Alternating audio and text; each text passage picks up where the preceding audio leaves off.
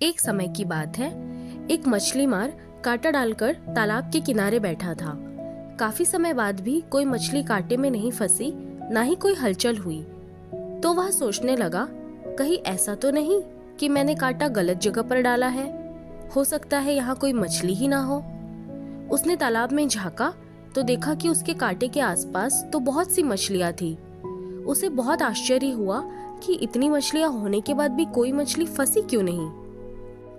एक राहगीर ने जब यह नजारा देखा तो उससे कहा, लगता है भैया यहाँ पर मछली मारने बहुत दिनों के बाद आए हो।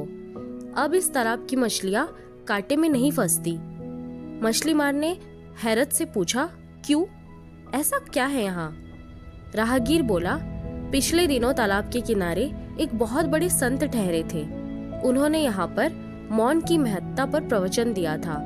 उनकी वाणी में इतना तेज था कि जब वे प्रवचन देते तो सारी मछलियां भी बड़े ध्यान से सुनती। यह उनके प्रवचनों का ही असर है कि उसके बाद जब भी कोई इन्हें फंसाने के लिए कांटा डालकर बैठता है तो ये मौन धारण कर लेती है।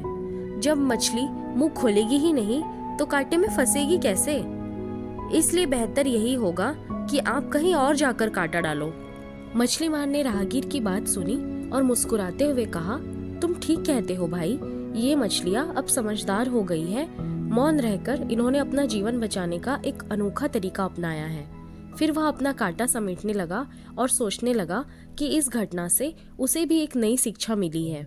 उसने खुद से कहा, जब मछलियाँ मौन धारण करके अपने प्राण बचा सकती है तो इंसान को भी कई बार मौन का सहारा लेना चाहिए।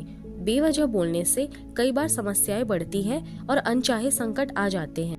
इसके बाद वह मछली मार दूसरे तालाब की ओर निकल गया।